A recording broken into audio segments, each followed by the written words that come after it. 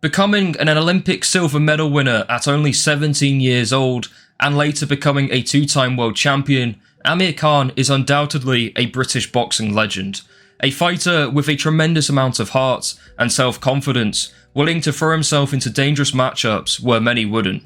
He was box office to watch, possessing ridiculously sharp and fast hands, but had a very questionable chin, which made for some very exciting fights over the years. So after wrapping up his career in a massive showdown against longtime rival Kell Brook in 2022, I think it's a good time to look back on his career and ask the question, how good was Amir Khan actually? Amir Iqbal Khan was born in 1986 in Bolton, England. It didn't take long for Khan to get involved in the sport, being introduced to a boxing gym as young as 8 years old. It didn't take long for Khan's amateur coach to identify how talented he was, and he'd begin to fight competitively at 11 years old. Khan would dominate the majority of competitions he entered, winning English school titles, multiple ABA junior titles, and even a gold at the 2003 Junior Olympics. His success would continue with a gold medal at the European Student Championships and a World Junior Lightweight title. Khan's amateur record would conclude with 101 wins and 9 losses. One of his most notable amateur wins was against future WBC champion Victor Ortiz, who he stopped in the second round. Khan's talent was undeniable, and after finishing first in the European 2004 Olympic qualifiers, Khan would be selected to fight for GB in the 2004 Athens Olympics, being the only boxer representing GB in the tournament, and he was only 17 years of age. Amir would manage to get all the way to the final, beating champions from Asia and Europe, showcasing his tremendous agility and fast hands that he later became synonymous with. In the final, he would be facing off against outstanding Cuban fighter Mario Kindelán. To put into perspective how good Kindelán was as an amateur, he was already an Olympic gold medalist before the fight, winning gold in the Sydney Olympics in 2000. And the guy just hoovers up medals in every tournament he competes in, winning multiple gold medals in the World Championships, among other tournaments. And despite that, a 17-year-old Amir Khan managed to make the fight competitive, which is highly impressive, and says a lot about his tremendous self-confidence, which I mentioned earlier. The experienced Kindelán would win the final, and Khan would be crowned an Olympic silver medalist. The success in the Olympics would do wonders for Khan's profile in the UK. He created a lot of buzz and fanfare. His Olympic success also inspired many British Asians, which I feel is important to mention when talking about Khan's legacy, is what he did for the British South Asian community. Khan really opened the doors for a lot of people from those communities to take up the sport of boxing. European champion Adam Azim credited Amir Khan as his childhood hero, and many other British Asian fighters credited Khan as an inspiration for picking up the sport in the first place. So after a highly successful amateur career, Khan turned pro in 2005 as a household name in the UK, and with a big TV deal behind him, he was destined to become a superstar in British boxing.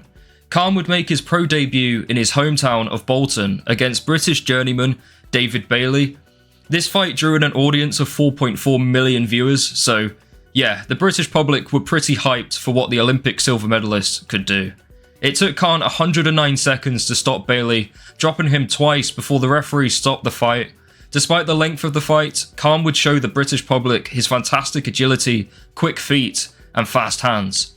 Khan would make light work of his next 11 opponents, stopping most of them in the early rounds, beating the likes of French and English champions, which would progress Khan nicely into his first title fight, which would be for the Commonwealth strap. His opponent would be Commonwealth, British and European champion Willie Limond, who unfortunately passed away a few months ago, so rest in peace to him. Limond was a solid test for Khan with 28 wins and only 1 defeat. He was a very accomplished pro and would make Khan answer 2 very important questions. How good is his chin, and what's his heart like? As this would be the first time Khan would show any sort of vulnerability in his professional career, and it would kickstart the debate around Khan's fragility. The fight would begin in typical Amir Khan fashion, immediately lunging into range with his extremely fast hands and using his quick feet to move out of range. Limond was testing Khan's chin throughout the fight, landing some solid right hands, such as in round 4, but Khan was taking them well, and overall he was giving Khan a competitive fight. Round 6 was, for good reason, the most talked about round of the fight. After being backed up to the ropes, Khan would throw a left hook, but would be countered with a huge overhand right, which caught Khan clean and made him do the Bambi on ice impression. After the initial right hand off Limond, he would follow up with a combination which put Khan down for the first time in his pro career. Khan made the mistake to exchange with little consideration for what was coming back at him, and he paid the price. Khan would have to survive an onslaught from Limond, who was swarming all over him, looking to get the finish. To Khan's credit, he showed an immense amount of heart. Despite being dropped badly, he was still straight back up into the fight, and where other fighters would probably tuck up and be more defensive, Khan was straight back in the fire, and that says a lot about his heart. Khan survived the round, and it's safe to say if Limond had better killer instinct, Khan would have been wiped out. He would respond to the knockdown in the best way possible, as in round 7 he would put Limond down following a right hand. Khan would throw everything at Limond, and just like the last round, somehow it didn't end in a stoppage. Amir would continue his good work from round 7 into round 8 and land multiple power shots, which really put a dent in Limond. So much so, Limond's corner team at the end of the round decided the damage was too much and called off the fight. Amir showed that when faced with adversity, he was able to come through in flying colours, showing heart and determination to win despite being badly hurt. However, despite the victory, many were sceptical after the fight about Khan's chin, and I could see why. Limond was hardly a puncher with only 13 KOs in his 38 fights, yet he's managed to, although with a very solid shot, put Khan down. Moving on from this, Khan would make his first defence of his Commonwealth title, stopping English champion Scott Lawton in the 4th round. Khan would then take on British, Commonwealth and European champion Graham Earl, who also challenged for a world title, so a solid test for Khan, which he made look easy. Khan was extremely sharp, landing solid power shots. He landed 2 big left hands which put Earl down, and once Earl got back up, Khan would do what he does best, putting together extremely fast combinations as he swarmed all over Earl and forced the referee to step in and stop the fight. Khan would then move on to fight former super featherweight world champion Gary St. Clair. St. Clair would take Khan to unfamiliar territory, taking Khan all the 12 rounds. However, despite going the full duration of the fight, Khan was in complete control, showing a lot of improvements since his Olympic days. St. Clair was extremely durable with a solid chin. He was able to endure everything that Khan was putting at him, and after a very impressive boxing display, Khan would deservedly win via a unanimous decision. Despite this performance not being as exciting as previous fights, Khan answered a lot of important questions, such as what he's like when he goes the full championship distance. Then Khan would meet an opponent he was supposed to fight, I believe instead of St. Clair, and that was Danish fighter Martin Christiansen, no idea if that's pronounced correctly, who Khan would beat, knocking him down multiple times and managed to get him out of there in round 7, which added the WBO Intercontinental strap to Khan's collection. Since the Willie Limond fight, Khan was able to mask his fragility with solid performances. However, his next fight against Irish fighter Michael Gomez would once again highlight the vulnerability of Khan's chin. Now, as I said, Khan's fight with St. Clair was more of a well-polished boxing display and not his usual exciting performance. Well, this fight with Gomez was literally a war from the opening bell. Gomez was looking to swarm all over Khan, as Khan would aim to push him back with his fast hands, and it would pay off early as in the first round Khan would drop Gomez with lightning fast combinations. Khan would do his best to try end the fight as soon as Gomez got back up on his feet. However, the tough Irishman managed to weather the storm and survive into round 2. Despite being dropped in the round prior, that wouldn't stop Gomez from bombing forward and looking to swarm all over Khan, and it eventually paid off as he would get a knockdown of his own, landing a big left hand which put Khan down momentarily as he rose straight back up, in other words a flash knockdown. Khan wasn't badly hurt, he was still throwing plenty back as a result of the constant pressure from Gomez, and this is my favourite thing about Khan. He has true warrior instincts. If a fighter is throwing hell for leather at him, he will return the favour, and rightfully or wrongfully, Khan just loves to tear up, which is why I enjoy him so much. After weathering the storm, Khan would close the show for good as he put Gomez down in round 5 with a body shot, but unlike the first knockdown early on in the fight, Gomez was unable to survive, showing a hell of a lot of bravery and heart. He would keep coming forward, but he would ultimately take too many shots as Khan would unleash on him, backing him up onto the ropes and landing big shots which made the referee stop the fight. Khan proved once again he was able to get through adversity and come out the other side victorious. However, despite that, it was still a concerning performance, and one that further highlighted, in my opinion, that Khan isn't the most intelligent of fighters. And what I mean by that is he's actively choosing the worst option in certain scenarios, choosing to fight with his heart and not using his brain, which makes him more vulnerable. So speaking of showing vulnerability, I think many of you know what fight is next. Breidis Prescott. Has to be up there with one of the worst pieces of matchmaking in boxing history. A tall, hard-punching Colombian who was unbeaten in 19 fights, with 17 of those fights ending in knockout. I have absolutely no idea why this fight was passed off by Frank Warren and Khan's team, but it was, and as we all know, it was a complete disaster, to say the least. Almost instantly, Khan would feel the power of Prescott. Amir would lose out on an exchange as Prescott would land a grazing left hand which hit the top of Khan's head, which buzzed him as he would stumble backwards, with Prescott following up with a right hand, followed by a glorious left hook, which folded Khan like a deck chair. To Khan's credit, he got straight back up, but his legs were completely gone. He stumbled to the corner of the ring, and I was honestly shocked the referee didn't stop the fight there and then. But he allowed Khan to continue. Prescott would jump on Khan straight away, landing multiple combinations with a pinpoint left hook that would ultimately send Khan crashing to the deck, and that was that. Now, after such a damaging defeat like this, most fighters would be mentally shot, but it was a testament to Khan's character that he was able to bounce back.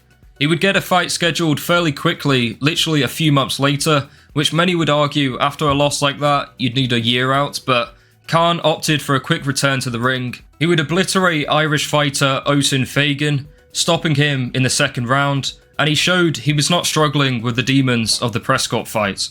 Amir would then take on the biggest name of his pro career so far when he took on legendary Mexican fighter Marco Antonio Barrera. Barrera was of course at the end of his career, but it was a massive name on his resume.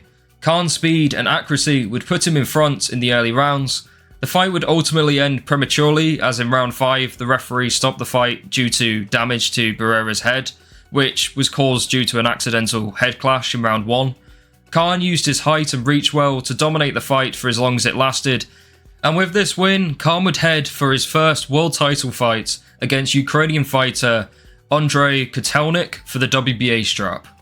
Khan would put on a fantastic boxing performance and made the fight fairly one-sided, becoming the WBA world champion, but more impressive than that, doing it at only 22 years old, which made him the third youngest world champion from Britain. Khan would look to defend his world title later that year against Dmitry Salita, and if that name sounds familiar, it's because it's the man you're thinking about, the promoter of the likes of Jarrell Miller, Jermaine Franklin, etc. But before that, he was a fairly decent boxer himself. It would be a matter of seconds before Khan would put Salita down with a right hand, and he would do it again shortly after, putting the New York fighter down once again with fast, accurate punches. Salita would get back to his feet once again, but it wouldn't last for long as Khan would put him down for good with a left hand, and that was all she wrote. A solid first defence of his world title. In 2010, the young British champion would get to introduce himself to fans outside of the UK, as he would be making his American debut in Madison Square Garden against former world champion and veteran Paulie Malignaggi. The bigger and more powerful Khan would prove too much for the tough American fighter. Khan would dominate the fight, and in round 11, the punishment Khan dealt to Paulie became too much, and the fight was stopped. Khan would then take part in a fight of the year when he took on Argentinian Marcos Maidana. The fight couldn't have started better for Khan as he dropped Maidana with a crushing left to the body, which crippled Maidana. But unfortunately for Khan, the body shot came at the end of the round. If that was any earlier, it could have been a first round KO for Khan, which would have been a mad thing to have on his resume. Khan continued to control most of the fights with his speed advantage, causing Maidana a lot of issues. However, in round 10, Maidana would land a thunderous overhand right, but somehow Khan managed to stay upright. Khan is always criticised for his chin, but this round alone proved it wasn't anywhere near as bad as what people make it out to be. Now, I'm not saying he has a granite chin like Carl Froch, but I think Khan's biggest issue is not necessarily his chin, but his just poor fighter IQ and overall defence. Maidana would continue to land big shots at will, with Khan unable to keep him at bay. There's been so many fights I've watched where I'm shocked a fighter's managed to survive a round, where they've been badly hurt, but this might take the cake. Khan took an absolute beating in there, but like I mentioned, his infamous chin held up as he managed to get through to round 11. Maidana would continue his success into this round and maintain the pressure. Khan would get his own back and land a big uppercut, which somehow Maidana just ate, and he just continued to march forward. Both fighters were totally exhausted, but the momentum was still with Maidana, who still looked extremely close to stopping Khan. However, it wasn't meant to be. Both men were just complete warriors in there, in the truest sense of the word, but ultimately, the better work for the majority of the fight came from Khan, despite the last few rounds, and he would retain his WBA super lightweight strap. It would be a homecoming fight next for Khan in his 4th defense of his world title. He would take on unbeaten European champion Paul McCloskey. In round 6, McCloskey suffered a cut above his eye due to a clash of heads, which resulted in the doctor to call for the fight to be stopped. Although Khan was controlling the fight up until that point, we didn't get a conclusive ending, which was quite unfortunate. Khan would then get a chance to fight for another world title against then IBF world champion Zab Judah.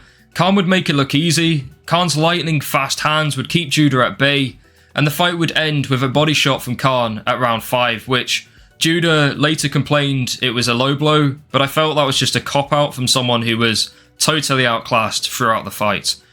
Khan's next defense would come against world title contender Lamont Peterson. Now, I remember this fight mostly for the shady guy in the hat, who was clearly interacting with the judges throughout the fight, with many fans, including Amir Khan himself, claiming he had some involvement in robbing Khan on the scorecards. Now, I'm not saying I believe that or not, but the fact that the fight was in Peterson's hometown, and with how poor the referee and the judges were in this fight, I can see why many felt this fight had some external interference. Let's just say that. Anyway, onto the fight itself. Khan started fast, as he always does, and got success early on in the fight, dropping Peterson in the first round with a rapid combination, which was seen as a slip, but from my perspective, it just looked like Khan just overwhelmed him with his fast hands. However, he would manage to put Peterson down once again with a right hand, which was deemed a knockdown this time.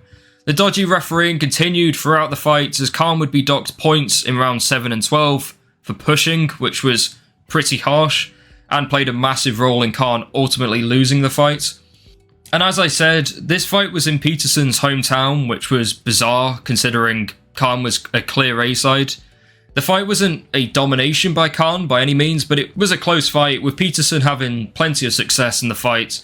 But the harsh point deduction completely changed the fight, and Khan would lose both his WBA and IBF world titles.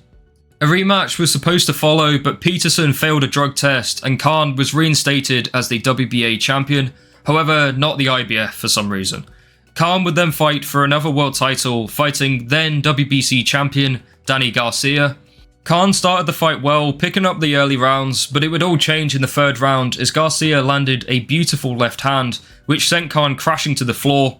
Khan did get up, but it looked exactly how he did when he was dropped by Prescott all those years ago, doing the little dance as he tried desperately to convince the referee he was fit to continue. And this moment right here is exactly what I meant by Khan's lack of decent fighter IQ. He fights with his heart and not with his head. Because for most fighters, being knocked down as bad as Khan was, you'd become naturally more defensive, looking to make sure you don't get hurt again. But with Khan, he threw himself right back into the fire. I think I've said this enough in this video, but he has a massive amount of courage and heart, which can be a gift and a curse. But it's certainly a negative in this fight. Round 4 came and Garcia went straight for Khan, landing multiple right hands, which made Khan drop down momentarily, with the referee deeming it a knockdown. To Khan's credit, he took so many massive right hands in this round and somehow stayed up. I might make another video showcasing how Khan's chin wasn't as bad as people say it is, but anyway, Garcia was throwing power shots after power shots, and eventually he managed to drop Khan once again with a left and a right hand, which ironically wasn't anywhere near as powerful as some of the other shots Khan took, but it was more the accumulation of punishment and fatigue that put him down once again, and the fight was over. Following the defeat to Garcia, Khan would split up with trainer Freddie Roach and instead opt for another well-known American trainer, Virgil Hunter, with many thinking Hunter could help Khan defensively. Khan's first fight with Hunter would be against undefeated prospect Carlos Molina. Khan didn't suddenly become Pernell Whitaker in this fight, it's more of the same style as his previous fights, and Khan managed to get Molina out of there in round 10. Following the win against Molina, he would return back to the UK to take on Julio Diaz. Khan would suffer a scare yet again as Diaz would put him down in the 4th round with a left hand, which was Khan's 8th career knockdown. However, this time Khan wasn't anywhere near as hurt as he was in the first knockdown against Garcia. It was a tough fight throughout, but Khan managed to get through and win by unanimous decision. Former WBA champion Luis Collazo would be next for Khan. This fight was a near perfect boxing display for Khan. He dropped Collazo multiple times in round 4 and twice in round 10 to win by unanimous decision, which was a solid win. He would continue to show improvements that he's made under Hunter in his next fight against Devin Alexander. He would put on a tremendous technical and strategic performance, much like the Collazo fight. It was a shutout in my opinion. He didn't allow Devin to land any big power shots, and would win once again by unanimous decision. Khan would then take on former world champion Chris Algieri. Khan showed solid counter-punching and lightning-fast combinations. Algieri made the fight a lot more competitive than Devin Alexander and Collazo, and landed some solid right hands and body shots, and gave Khan something to think about in there. However, Khan would yet again win by unanimous decision. Before and after this fight, there had been talk about Khan potentially getting a shot at fighting Floyd Mayweather, which would have been a much better option than the fight he would ultimately get next, because Khan would go up 2 weight divisions to middleweight to fight Canelo Alvarez. It was a very similar decision to what Kell Brook made when he decided to move up multiple weight divisions himself to fight Golovkin. It was a bizarre decision to say the least. However, with the financial incentives and the fact that Khan is brave as hell, I guess you could see it coming. Khan would start the fight pretty well, being competitive in the early rounds, but it wouldn't last very long, as in round 6, Canelo would quite literally delete Khan from the face of the earth with a right hand, which I'd say arguably, but I think it's safe to say, is the worst knockout Khan has ever suffered. He was completely out cold. Just looking back at this fight, it was insane they were even in the same ring. I mean, Canelo looked massive compared to Khan. And I see this knockout used quite a lot when people refer to Khan's chin, but I mean, that shot Canelo landed on Khan would have put down the majority of middleweights in my opinion. It was as clean as it gets. After the defeat, Khan would make the right decision and move back to welterweight after a couple years out of the ring. He came back against Canadian fighter Phil LaGreco. I remember this fight mainly for the great build-up, especially at the press conference where Khan just launched some water at Greco. Despite all the trash talk from Greco, he would not perform at all and Khan would blitz him in a round, which was fairly impressive considering the layoff. He would then fight experienced Colombian fighter Samuel Vargas. This fight was a shootout early on, as both men were down in the early rounds. Khan would put Vargas down early in the second round. He would continue to throw everything at Vargas, but was unable to get him out there and suffered a knockdown himself. Khan is basically like when you go ultra attacking in FIFA. Your sole aim is to only score, and you completely neglect your defense. You almost accept that with that strategy, you're likely to concede, and that's literally how Khan fights. If he can't get you out of there, then there's a high chance he'll get himself in trouble, and that's what happened. Khan would then put Vargas down once again in round 3, but was unable to finish him. He survived a late scare in round 10 before picking up the win by unanimous decision. After this, there was talk about a potential fight with Pacquiao or longtime rival Kell Brook, but neither materialised. This was essentially the end of Khan's career, especially after the knockout against Canelo, and he was looking to get some more paydays before calling it a day. He would then get a big fight next, however, against WBO world champion Terence Crawford. Unfortunately for Khan, this fight wasn't remotely competitive, as Crawford dealt with him with ease, being dropped in the first round and outboxed throughout the fight. In round 6, Khan was hit by an accidental low blow, but during the recovery, Amir decided to quit. Now, there's obviously a stigma in boxing around fighters who quit, but Khan gave a hell of a lot to the sport and showed a lot of heart throughout his career, and considering he was basically retired after that Canelo loss, I didn't think too much of him quitting here.